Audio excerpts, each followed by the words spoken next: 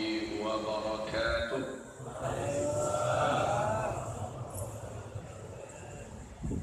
الحمد لله رب العالمين، والصلاة والسلام على هذا النبي الكريم وعلى آله وصحبه أجمعين ومن تبعه بإحسان إلى يوم الدين. اللهم أرنا الحق حقا وارزقنا اتباعه، وأرنا الباطل باطلا وارزقنا اجتنابه. اللهم لا سهل إلا ما جعلته سهلا، وأنت تجعل الحزن إذا شئت سهلا. أما بعد، آمين. عباد الله، اسمعوا قوله سبحانه وتعالى: يا أيها الذين آمنوا اتقوا الله وقولوا قولا سديدا يصلح لكم أعمالكم ويغفر لكم ذنوبكم، ومن يطع الله ورسوله فقد فاز فوزا عظيما. اللهم ارحمنا بالقرآن. وصدق الله العظيم. وقال النبي صلى الله عليه وسلم: ألا إني قد جئتكم بها بيضاء نقية ليلها كنهارها لا يزيغ عنها بعد ذلك إلى هالك. أما بعد، عباد الله، marilah kita memuji Allah Rabbuna Azza wa Jalla. Kita ucapkan alhamdulillah bi ni'matihi tatimmus shalihah. Kemudian kita bersalawat untuk Sayyidul Anbiya wal Mursalin wa khataman nabiyyin Muhammadin sallallahu alaihi wasallam. Allahumma salli ala Sayyidina Muhammad wa ala ali Sayyidina Muhammad kama sallaita ala Sayyidina Ibrahim wa ala ali Sayyidina Ibrahim innaka Hamidum Majid. Yang kita muliakan dan kita hormati para alim ulama, tengku-tengku yang ada, para tetamu rumah Allah Subhanahu wa taala, calon-calon ahli surga yang kita hormati, kita muliakan, kita taati, ulil amri kita, Bapak Wali Kota dengan seluruh jajarannya, yang kita muliakan dan kita hormati seluruh DKM Masjid Raya Langsa. Mudah-mudahan Allah memberikan kepada mereka ganjaran dan pahala sebesar-besarnya. Amin ya rabbal alamin. Ibarat Allah,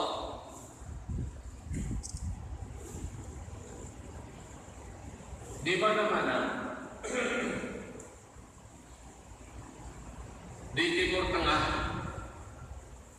terjadi pergolakan yang sangat hebat dan cepat sekali.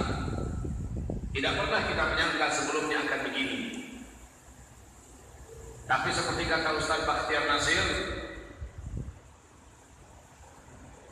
Ustaz Zul, siapapun yang mengkaji hadis-hadis tentang akhir zaman, maka dia akan paham dengan pergolakan dan perkembangan zaman. Dan dia juga akan tahu serta arif bagaimana cara menghadapi setiap perubahan-perubahan zaman. Tapi siapa yang tidak mempelajari tentang hadis-hadis akhir zaman, dia akan gagal membaca, memahami, serta mengatasi permasalahan-permasalahan di akhir zaman. Sesungguhnya Bapak Ibu yang kami muliakan,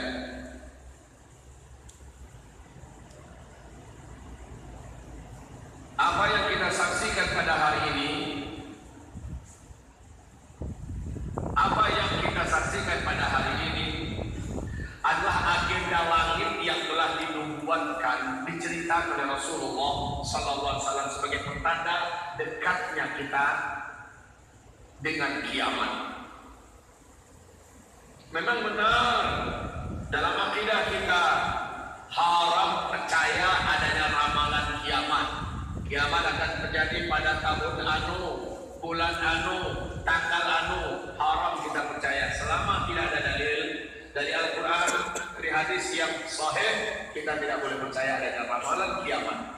Nabi pun ditanya, mata saat, kapan kiamat ya Muhammad? Nabi mengatakan saya tidak tahu.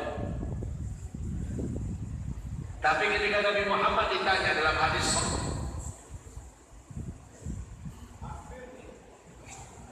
akhbirni an amaratiha, tanda-tanda bahwa kiamat sudah sangat dekat ada enggak hai Muhammad? Kalau ada, apa itu? Dan Nabi menjawab, ada. Kata Rasulullah, antara al-hufat al-awrat al-alata li'aisha yatatawaluna fil bunyan. Kalau engkau nanti sudah menemukan suatu zaman, orang-orang yang hidup pada zaman itu menyaksikan ada suatu bangsa yang miskin, kere, penggembala ternak, tidak beralas kaki, bertelanjang dada, tiba-tiba menjadi kaya raya dan sangat berkuasa.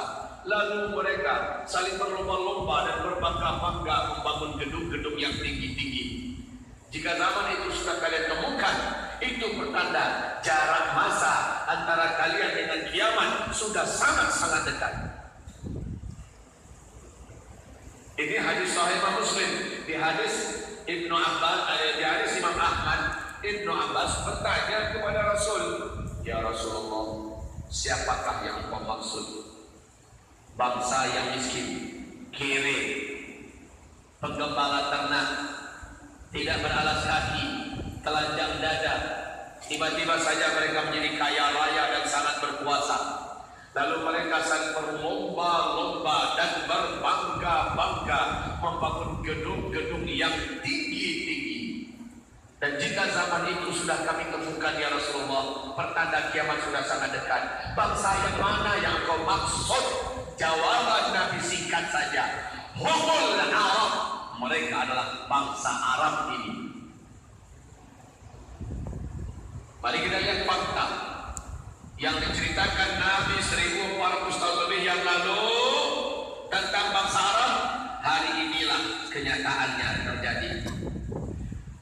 Arab sebelum minyak bumi ditemukan, namanya masih satu Pak, Jazirah Arabiyah. Miskin apa kaya Jazirah Arabiyah dulu sebelum minyak bumi ditemukan? Sangat miskin, sangat miskin. Negeri yang gersang, tandus dan panas, gurun Sahara yang luas membakar. Apa yang bisa diharapkan? Masa depan apa yang bisa diharapkan?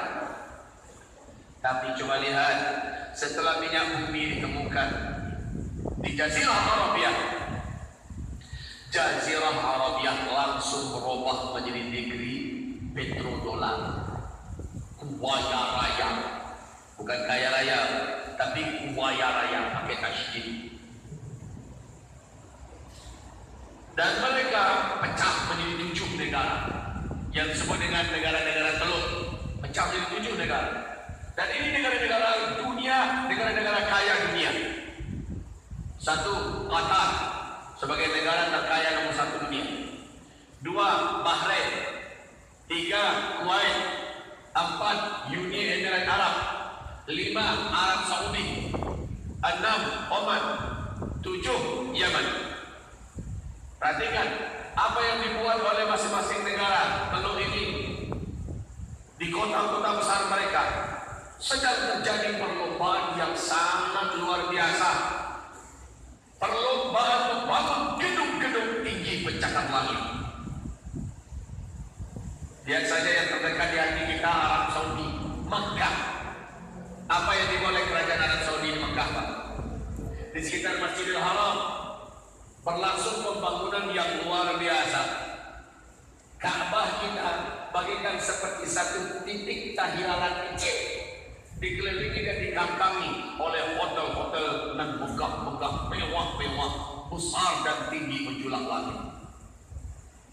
Grand Zamzam saja lebih 640 meter. Pembangunan masih terus berlangsung di sekitar Masjidil Haram. 2020 direncanakan Makkah akan menjadi kota termahal di dunia. Madinah Al-Munawwarah, Masjid Nabawi seperti mau tenggelam, dikelilingi oleh hotel-hotel bintang 5 yang tinggi-tinggi, megah dan mewah.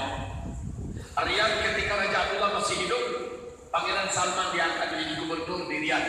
oleh Pangeran Salman, Riyadh disulap menjadi kota metropolitan ala Eropa. Jeddah pun berubah drastis sebagai kota persimpangan dan perdagangan Timur Tengah. Ini baru Arab Saudi. Coba lihat negara sebelahnya, Kuwait. Kota-kota besar di Eropa minder dengan pembangunan yang berlangsung di kota-kota Kuwait. Allahu Akbar. Kuwait masih kalah oleh Bahrain.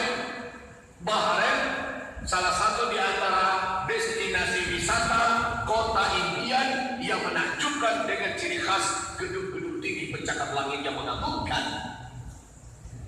Qatar, ibu kotanya Doha. Ketika saya diundang oleh kedubes mengisi 10 hari di sana, saya terbelalak, tak sanggup bicara banyak. Saya berdiri di depan gedung-gedung di tepi laut yang mereka bangun. Masya Allah. Ini semuanya belum apa-apa dibandingkan dengan Uni Emirat Arab. Abu Dhabi, zaman tidak kenal dengan Abu Dhabi. Kota mimpi dunia, semua kecanggihan, semua kemewahan, semua kemegahan, semua lambang impian ada di Abu Dhabi. Dan gedung-gedungnya sangat menawan dan menakjubkan. Megah-megah, mewah-mewah, tinggi pencakar langit. Abu Dhabi kalah oleh kota di sebelahnya, Dubai. Pemegang rekor gedung tertinggi saat ini nomor 1 dunia, bukan di Hong Kong, bukan di Tokyo, bukan di Sydney, bukan di Melbourne, bukan di London, bukan di Paris, tapi di Arab, tepatnya di Dubai. Gedung tertinggi nomor 1 dunia namanya adalah Burj Khalifa. Ketinggiannya 828 meter. Kayak ini. Apakah perlombaan ini sudah selesai? Belum. Hari ini di tepi Laut Merah di Jeddah sedang berlangsung pembangunan gedung tertinggi nomor 1 di dunia yang akan mengalahkan rekor gedung tertinggi yang ada di Dubai. Yang membangun siapa? Orang terkaya nomor 1 Arab Saudi, Pangeran Al-Walid bin Talal. Gedung yang dibangun ini diberi nama Kingdom Tower. Ketinggiannya 1,2 kilometer sampai ke awan. Kuwait baru saja mengumumkan juga akan membangun gedung di atas 1 kilometer. Pangeran Muhammad bin Salman yang berkuasa saat ini di Arab Saudi merencanakan 2030 selesai sebuah kota di tepi laut dekat Yordania yang disebut dengan kota Neom yang menghabiskan dana 6.600 triliun lebih uang kita. Dulu mereka miskin, kere penggembala ternak. Sekarang mereka mendadak kaya raya dan mereka berkuasa. Lalu mereka saling berlomba-lomba, berbangga-bangga membangun gedung-gedung yang tinggi-tinggi. Jika zaman itu sudah kalian temukan, kata Rasulullah, maka jarak masa antara kalian dengan kiamat sudah sangat-sangat dekat. Siapa yang mau menolak? Siapa yang mau membantah? Faktanya demikian. Hadis yang sahih, kenyataannya memang demikian. Ada yang mau menolak? Tidak bisa. Bukti yang kedua, Nabi pernah jalan-jalan bersama Mu'adz bin Jabal, masih di negeri Jazirah Arabia. Ketika Nabi sampai di Tabuk, Tabuk ini adalah sebuah kawasan yang ada lembahnya. Jaraknya kira-kira 10 jam dari Madinah Al-Munawwarah. Apa kata Rasul kepada Mu'adz? Hai Mu'adz, kau lihat daerah ini ya. Apabila nanti daerah ini sudah mulai turun salju, pertanda kiamat sudah sangat dekat, hai Mu'adz. Dan dunia diguncangkan dengan semua fakta yang belum pernah terjadi sebelumnya. 2009 pertama kali salju menyapa Jazirah Arabia, tepatnya di Tabuk. 2009 tingginya masih semata kaki, tapi 2010 sudah naik. 2011 sudah setinggi betis. Lalu sekarang setiap tahun salju turun di Tabuk sampai ke Riyadh, bahkan sudah sampai ke Mekah dan ke Madinah. Makanya Syekh Saud Shuraim, Imam Masjidil Haram, ketika dalam salat Jumat khutbah beliau berapi-api menyampaikan, apakah ada petanda yang lebih terang daripada ini? Arab sudah dituruni salju. Dan Nabi berkata, jika Arab sudah diturunkan salju, maka pertanda kalian dengan kiamat sudah sangat-sangat dekat. Ini juga tidak terbantahkan. Yang ketiga, saya sebutkan dengan ringkas karena saat tadi saya dibisikin, Ustaz, waktu jam 6.30 selesai. Mantap pesannya. Pembahasan akhir zaman ini berbentuk seminar itu 2 hari, Pak. Dari jam 8 sampai jam 5 sore. Besoknya jam 8 sampai jam 5 sore.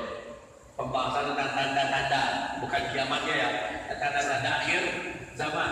Kalau masalah kiamat lain lagi kajian. Setelah kiamat nanti perjalanan ke akhirat lagi judulnya.